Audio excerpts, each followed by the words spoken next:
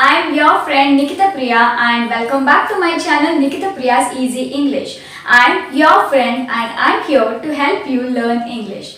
Friends, ಇವತ್ತಿನ video ಲವ್ಗೆ ಸಂಬಂಧಪಟ್ಟಿದ್ದು ಅಂದರೆ ಲವ್ ರಿಲೇಟೆಡ್ ಮಾತುಗಳನ್ನು ನಾವು ಇಂಗ್ಲಿಷ್ನಲ್ಲಿ ಹೇಳುವಂಥದ್ದು. ಗೈಸ್, ನಾನು ಇದಕ್ಕೂ ಮುಂಚೆ ಲವ್ನ ಯಾವ ರೀತಿ ಪ್ರಪೋಸ್ ಮಾಡೋದು ಅಂದರೆ ನಮ್ಮ ಲವ್ ಪ್ರಪೋಸಲ್ ಯಾವ ಥರ ಇಂಗ್ಲೀಷ್ನಲ್ಲಿ ಮಾಡೋದು ಅನ್ನೋದ್ರ ಬಗ್ಗೆ ನಾನು ಈಗಾಗಲೇ ವಿಡಿಯೋ ಮಾಡಿದ್ದೀನಿ. ನೀವು ನೋಡಿಲ್ವಾ? ಬೇಜಾರಾಗಬೇಡಿ. ನೋಡಿಲ್ಲ ಅಂದರೆ ಅದ್ರ ಲಿಂಕ್ನ ನಾನು ಮೇಲ್ಗಡೆ ಐ ಬಟನಲ್ಲಿ ಕೊಟ್ಟಿರ್ತೀನಿ, ಅಥವಾ ಈ ವಿಡಿಯೋ ಎಂಡಿಂಗಲ್ಲಾದರೂ ಕೊಟ್ಟಿರ್ತೀನಿ, ಅಥವಾ ಡಿಸ್ಕ್ರಿಪ್ಷನ್ ಬಾಕ್ಸಲ್ಲಾದರೂ ಅದ್ರ ಲಿಂಕ್ನ ಕೊಟ್ಟಿರ್ತೀನಿ. ನೀವು ಎಲ್ಲಾದರೂ ಬೇಕಾದರೆ ನಿಮಗೆ ಆ ಲಿಂಕ್ ಅವೈಲೇಬಲ್ ಇರುತ್ತೆ. ನೀವು ನೋಡಿಲ್ಲ ಅಂದರೆ ನೀವು ಆ ಲಿಂಕಿಗೆ ಹೋಗ್ಬಿಟ್ಟು ಆ ವಿಡಿಯೋನ ನೋಡ್ಬೋದು.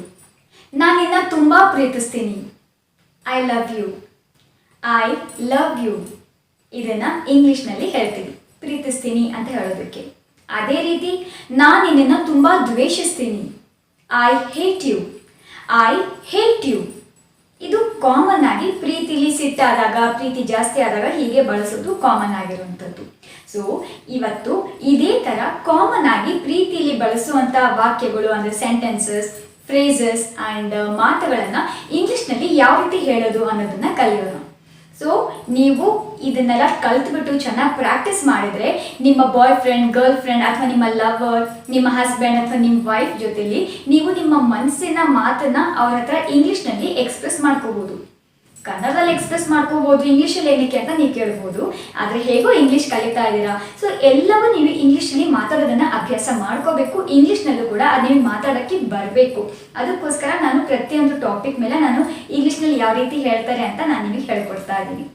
ಓಕೆ, ವಿತೌಟ್ ಫರ್ದರ್ ಡು ನಾವ್ ಲೆಟ್ಸ್ ಗೆಟ್ ಸ್ಟಾರ್ಟೆಡ್. ನೀನು ನನ್ನ ಪ್ರೀತಿಸ್ತೀಯಾ? ಯಾರಿಗಾದರೂ ನೀನನ್ನು ಪ್ರೀತಿಸ್ತಾ ಇದೆಯಾ ಅಥವಾ ಇಲ್ವಾ ಅಂತ ತಿಳ್ಕೊಳ್ಳೋದಕ್ಕೆ ನಾವು ಹೀಗೆ ಹೇಳ್ತೀವಲ್ವಾ. ಆದರೆ ಇದನ್ನೇ ಇಂಗ್ಲೀಷ್ನಲ್ಲಿ ಯಾವ ಥರ ಕೇಳೋದು? Do you love me?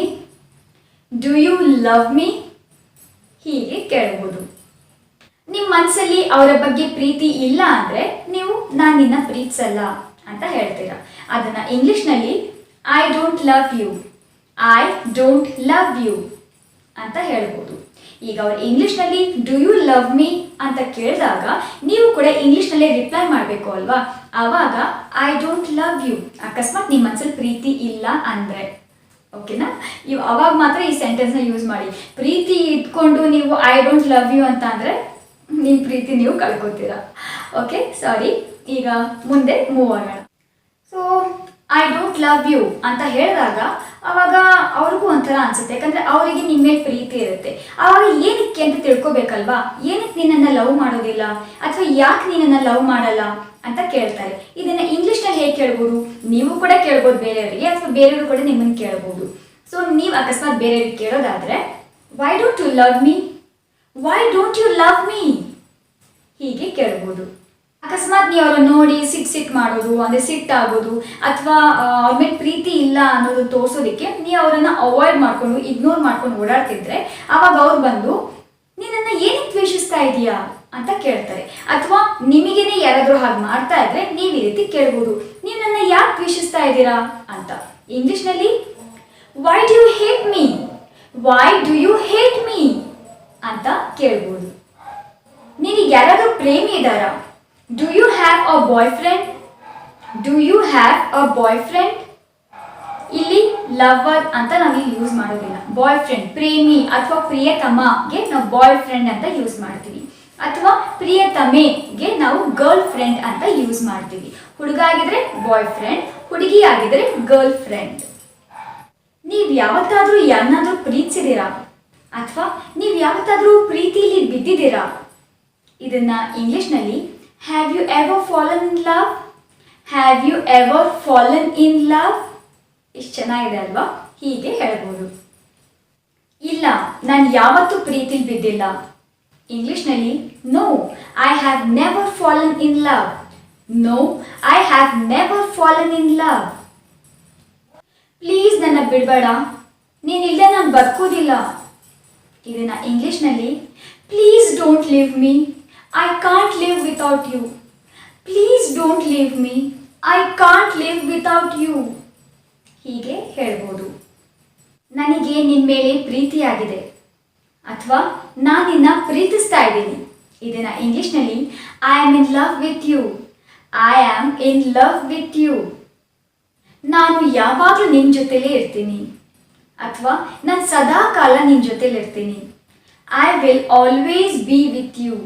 I will always be with you ಅಂದರೆ ನಿನ್ನ ಜೊತೆ ನಾನು ಯಾವಾಗಲೂ ಹೀಗೆ ಇರ್ತೀನಿ, ನಾವು ಜೊತೆಗೆ ಇರೋಣ ಅಂತ ನಿಮ್ಮ ಮನಸ್ಸಿನ ಮಾತನ್ನು ಎಕ್ಸ್ಪ್ರೆಸ್ ಮಾಡೋದಕ್ಕೆ I will always be with you ಅಂತ ಹೇಳಿ. ನಾನು ನಿನ್ನ ತುಂಬ ಮಿಸ್ ಮಾಡ್ಕೋತೀನಿ ಚಿನ್ನ. ಲವಲ್ಲಿ ಚಿನ್ನ, ಬಂಗಾರ ಇವೆಲ್ಲ ಮಾತುಗಳ ಕಾಮನ್ ಅಲ್ವಾ. ಸೊ ನೀವು ನಿಮ್ಮ ಲವರ್ಗೆ ಅಥವಾ ನಿಮ್ಮ ಬಾಯ್ ಫ್ರೆಂಡ್ ಗರ್ಲ್ ಫ್ರೆಂಡಿಗೆ ಏನು ಮುದ್ದಾಗಿ ಹೆಸರಿಟ್ಟಿರ್ತೀರಲ್ಲ, ಪೆಟ್ ನೇಮ್ ಅನ್ನೋ ಮುದ್ದಿನ ಪ್ರೀತಿಯ ಹೆಸರು, ಅದನ್ನು ನೀವಿಲ್ಲಿ ಆ್ಯಡ್ ಮಾಡ್ಕೋಬೋದು. ಆದರೆ ಇಂಗ್ಲೀಷ್ನಲ್ಲಿ ಅದನ್ನು I miss you a lot sweetheart, I miss you a lot sweetheart ಅಂತ ಯೂಸ್ ಮಾಡ್ಬೋದು. ಹುಡುಗಿಗಾದರೆ ಸ್ವೀಟ್ ಹಾರ್ಟ್ ಅಂತ ಯೂಸ್ ಮಾಡ್ತಾರೆ. ಆದರೆ ಹುಡುಗಂಗೆ ಹೇಳಬೇಕು ಅಂದರೆ I miss you a lot honey ಅಂತ ಹೇಳ್ಬೋದು, ಅಥವಾ I miss you a lot darling ಅಂತ ಹೇಳ್ಬೋದು. ಸೊ ನಿಮ್ಮ ಪ್ರೀತಿಯ ಹೆಸರು ನಿಮ್ಮ ಚಾಯ್ಸ್, ನೀವೇನು ಬೇಕಾದರೂ ನಿಮ್ಮ ಪೆಟ್ ನೇಮ್ ಅವ್ರಿಗೆ ಏನು ಇಟ್ಟಿರ್ತೀರಾ ನೀವು ಅದನ್ನು ಇಲ್ಲಿ ಸ್ವೀಟ್ ಹಾರ್ಟ್ ಬದಲು ಆ್ಯಡ್ ಮಾಡ್ಕೋಬೋದು, ಅಥವಾ ಸ್ವೀಟ್ ಹಾರ್ಟ್ ಅಂತಲೂ ನೀವು ಯೂಸ್ ಮಾಡ್ಬೋದು. ಆಣೆ ಮಾಡು, ಪ್ರಾಮಿಸ್ ಮೀ, ಪ್ರಾಮಿಸ್ ಮೀ. ಆಣೆ ಅಥವಾ ಪ್ರಮಾಣ ಮಾಡು, ಆಣೆ ಮಾಡು, ಅದಕ್ಕೆ ಪ್ರಾಮಿಸ್ ಮೀ ಅಂತ ಇಂಗ್ಲೀಷ್ನಲ್ಲಿ ಹೇಳ್ತೀವಿ. ನೀನು ನನ್ನನ್ನು ಯಾವತ್ತೂ ಬಿಡಲ್ಲ ಅಂತ ಆಣೆ ಮಾಡು. Promise me you will never leave me, promise me you will never leave me. ಹೀಗೆ ಇಂಗ್ಲೀಷ್ನಲ್ಲಿ ನಾವು ಹೇಳ್ಬೋದು. ಚಿನ್ನ, ನಿನ್ನ ಮೇಲಿರೋ ನನ್ನ ಪ್ರೀತಿ ಯಾವತ್ತೂ ಕೊನೆ ಆಗೋದಿಲ್ಲ, ಅಥವಾ ಚಿನ್ನ, ನಿನ್ನ ಮೇಲಿರೋ ನನ್ನ ಪ್ರೀತಿ ಯಾವತ್ತೂ ಮುಗಿಯೋದಿಲ್ಲ. ಇದು ಲವರ್ಸ್ ಹೇಳುವಂಥ ಪ್ರಾಮಿಸ್ ಅಥವಾ ಆಣೆಗಳು, ಲವರ್ಸ್ ಹೇಳುವಂಥ ಮಾತುಗಳಲ್ವಾ. ಇದನ್ನು ಇಂಗ್ಲೀಷ್ನಲ್ಲಿ darling, my love for you will never end. Darling, my love for you will never end. ನಾನಿಲ್ಲಿ ಡಾರ್ಲಿಂಗ್ ಅಂತ ಯೂಸ್ ಮಾಡಿದ್ದೀನಿ. ಇಂಗ್ಲೀಷ್ನಲ್ಲಿ ಅದಕ್ಕೋಸ್ಕರ ನಾನು ಡಾರ್ಲಿಂಗ್, ಸ್ವೀಟ್ ಹಾರ್ಟ್ ಅಂತ ಯೂಸ್ ಮಾಡ್ತೀನಿ. ಆದರೆ ನಾವು ಕರ್ನಾಟಕದವರು, ಕನ್ನಡದಲ್ಲಿ ನೀವು ಮುದ್ದಾಗಿ ನಿಮ್ಮ ಪ್ರೀತಿ ಪಾತ್ರದವರಿಗೆ ಏನಂತ ಹೆಸರಿಟ್ಟಿದ್ದೀರಲ್ಲ ಅದನ್ನು ನೀವಿಲ್ಲಿ ಯೂಸ್ ಮಾಡ್ಬೋದು. ನೀನಂದರೆ ನನಗೆ ತುಂಬ ಇಷ್ಟ. ಇಂಗ್ಲೀಷ್ನಲ್ಲಿ I like you so much, I like you so much. ನಾನು ನಿನಗಾಗಿ ಮಾತ್ರ ಬದುಕೋದು. ಇಂಗ್ಲೀಷ್ನಲ್ಲಿ I only live for you, I only live for you. ನನಗೆ ಯಾವಾಗಲೂ ನಿಂದೇ ನೆನಪು. I always think of you, I always think of you. ಅವನು ನನ್ನ ಜೊತೆ ಇಲ್ಲ ಅಂದರೆ ಏನಾಯಿತು, ನಾನು ಈಗಲೂ ಅವನನ್ನು ಅಷ್ಟೇ ಪ್ರೀತಿಸ್ತೀನಿ. ಇದನ್ನು ಇಂಗ್ಲೀಷ್ನಲ್ಲಿ so what if today he is not with me, I still love him the same way. So what if today he is not with me, I still love him the same way.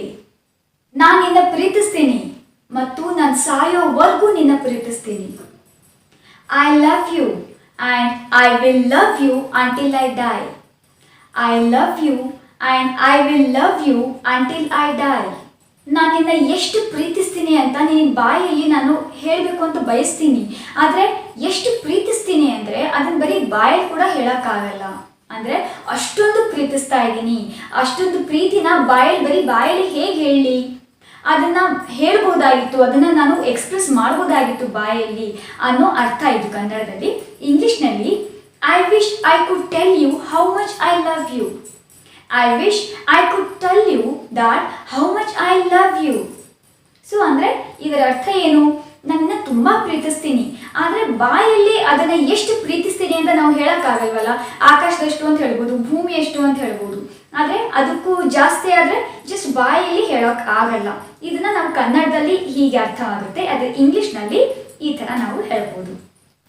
ನಾನು ಕಣ್ಣು ಮುಚ್ತೀನಲ್ಲ ಆವಾಗ ನಿನ್ನನ್ನೇ ನೋಡ್ತೀನಿ. When I close my eyes I see you. When I close my eyes I see you. ನಾನು ನಿನ್ನ ಮರೆಯಲ್ಲ ಅಥವಾ ನಾನು ನಿನ್ನ ಮರೆಯೋದಕ್ಕೆ ಸಾಧ್ಯ ಇಲ್ಲ.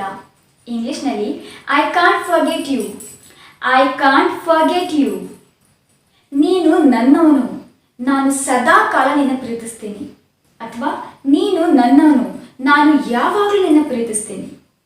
You are mine, I will love you forever. You are mine, I love you forever. So guys, ಈ beautiful sentences ನೀವು ನಿಮ್ಮ ಪ್ರೀತಿ ಪಾತ್ರದವರಿಗೆ ನಿಮ್ಮ ಮನಸ್ಸಿನ ಭಾವನೆನ ಎಕ್ಸ್ಪ್ರೆಸ್ ಮಾಡೋದಕ್ಕೆ ಯೂಸ್ ಮಾಡ್ತೀರಾ ಅಂತ ಅನ್ಕೊಂಡಿದ್ದೀನಿ. ಇವತ್ತಿಗಿಷ್ಟೇ. ಸೊ ನಾನು ಲವ್ಗೆ ಸಂಬಂಧಪಟ್ಟಿದ್ದು ಇನ್ನೂ ಜಾಸ್ತಿ ಸೆಂಟೆನ್ಸ್ ಬೇಕು ಅಂದರೆ ನಿಮಗೆ ನನಗೆ ಕಮೆಂಟ್ ಮಾಡಿ ತಿಳಿಸಿ. ನಾನು ಇನ್ನೊಂದು ವಿಡಿಯೋ ಕೂಡ ನಾನು ಇನ್ನೂ ಜಾಸ್ತಿ ಸೆಂಟೆನ್ಸಸ್ನ ಆ್ಯಡ್ ಮಾಡಿಕೊಂಡು ನಾನು ವಿಡಿಯೋ ಮಾಡ್ತೀನಿ. ಇವತ್ತಿಗಿಷ್ಟೇ. ಸೊ ಈ ವಿಡಿಯೋ ನಿಮಗೆ ಇಷ್ಟ ಆಗಿದೆ ಅಂತ ಅನ್ಕೋತೀನಿ. ಇಷ್ಟ ಆಗಿದ್ರೆ ಪ್ಲೀಸ್ ಜಾಸ್ತಿ ಲೈಕ್ ಮಾಡಿ, ನಿಮ್ಮ ಫ್ಯಾಮಿಲಿ ಫ್ರೆಂಡ್ಸ್ ಜೊತೆ ಜಾಸ್ತಿ ಶೇರ್ ಮಾಡಿ, ಆ್ಯಂಡ್ ನನ್ನ ಚಾನೆಲ್ನ ಪ್ಲೀಸ್ ಸಬ್ಸ್ಕ್ರೈಬ್ ಮಾಡಿ. ಪಕ್ಕದಲ್ಲಿ ಬೆಲ್ ಐಕಾನ್ ಕಾಣುತ್ತೆ, ಅದನ್ನು ಪ್ರೆಸ್ ಮಾಡಿ. ನಾನು ಹೊಸ ವಿಡಿಯೋ ಅಪ್ಲೋಡ್ ಮಾಡಿದಾಗೆಲ್ಲ ನಿಮಗೆ ನೋಟಿಫಿಕೇಶನ್ ಬರ್ತಾ ಇರುತ್ತೆ. ಫ್ರೆಂಡ್ಸ್, ಇವತ್ತಿಗಿಷ್ಟೇ. ಮತ್ತೆ ನೆಕ್ಸ್ಟ್ ವಿಡಿಯೋದಲ್ಲಿ ಸಿಗ್ತೀನಿ. ಅಲ್ಲಿವರೆಗೂ ಪ್ರಾಕ್ಟೀಸ್ ಮಾಡ್ತಾ ಇರಬೇಕು. ಓಕೆ, ನೀವು ಪ್ರಾಕ್ಟೀಸ್ ಮಾಡ್ತಾ ಇರ್ತೀರಾ ಅನ್ನೋ ಹೋಪಿಂದ ಇವತ್ತಿನ ವಿಡಿಯೋ ಮುಗಿಸ್ತಾ ಇದ್ದೀನಿ. ನಮ್ಮ ಸ್ಲೋಗನ್ ಏನು? Learn English, practice English and speak English confidently. ಮತ್ತೆ ಸಿಗ್ತೀನಿ guys. Bye.